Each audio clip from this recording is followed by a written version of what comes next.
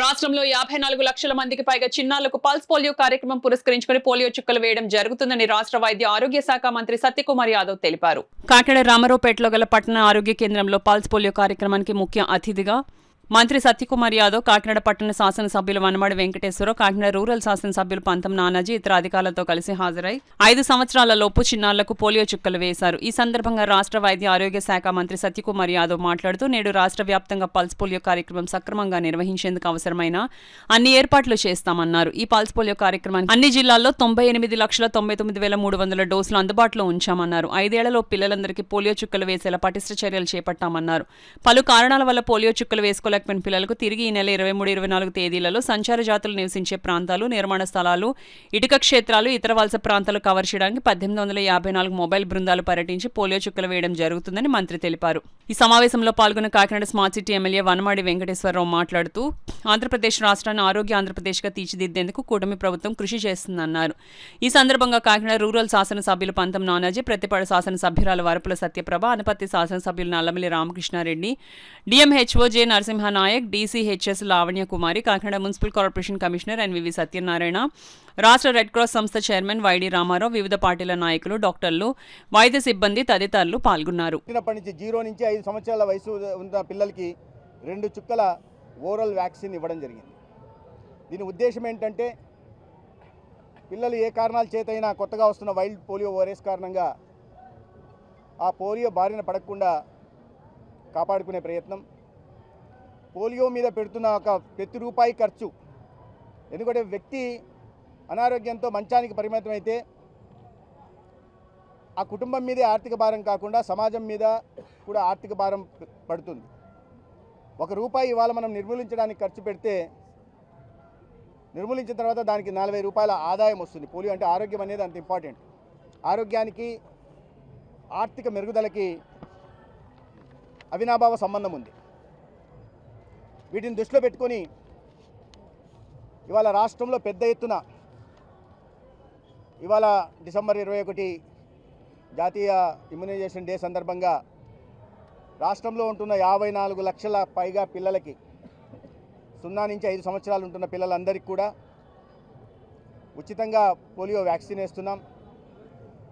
దానికోసం 1,60,000 మంది health professionals కానీ, అంగన్వాడీ వర్కర్లను కానీ క్షేత్రస్థాయిలో పెట్టడం జరిగింది. పరీక్షలు ఎక్కువ చేస్తున్నాం. చాలామంది మేము అందుకే అవగాహన కల్పించే ప్రయత్నం చేస్తున్నాం. ఇవేంటంటే, ఒకటి జాగ్రత్త, ఎక్కడ దత్తు రావట్లేదు.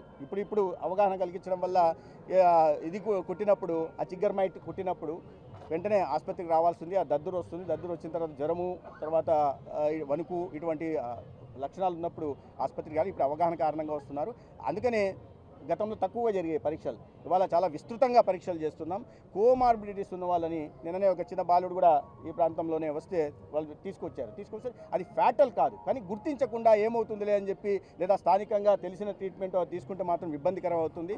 అందుకే రాష్ట్ర వ్యాప్తంగా ప్రజలకి అవగాహన కలిగిస్తున్నాం. ఈ మీడియా మాధ్యమంగా కూడా నేను కోరుతున్నాను, అటువంటి లక్షణాలు ఉంటే వెంటనే దగ్గరలో ఉంటున్న ఆసుపత్రికి, అది పిఎస్సి కావచ్చు, విఎస్సి కావచ్చు, పిఎస్సి కావచ్చు, లేదా సిఎస్సి కావచ్చు, వెళ్ళాలా. ప్రభుత్వ ఆసుపత్రికి వెళ్ళి చూయించుకుంటే వాటిని, అది అంత ప్రమాదకరమైంది కాదు, కానీ నిర్లక్ష్యం చేస్తే ప్రమాదకరం అవుతుంది. కాబట్టి ప్రజలు కాస్త అప్రమత్తంగా ఉండాలని కోరుతున్నాను. ఏదన్నా క్యాన్సర్ వచ్చిందనుకున్నాం, క్యాన్సర్ గడ్డ వచ్చింది, క్యాన్సర్ గడ్డని చూద్దాంలే వదిలేస్తే కాదు, దాన్ని కోసి పారేయాల్సిందే. కోసి పారేస్తేనే శరీరం మిగులుతుంది, ప్రాణం నిలుస్తుంది.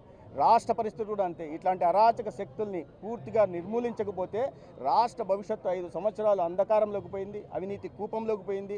ఈ రాష్ట్రంలో ఉంటున్న పిల్లల భవిష్యత్తు కూడా నాశనమై ఛిద్రమైపోయింది.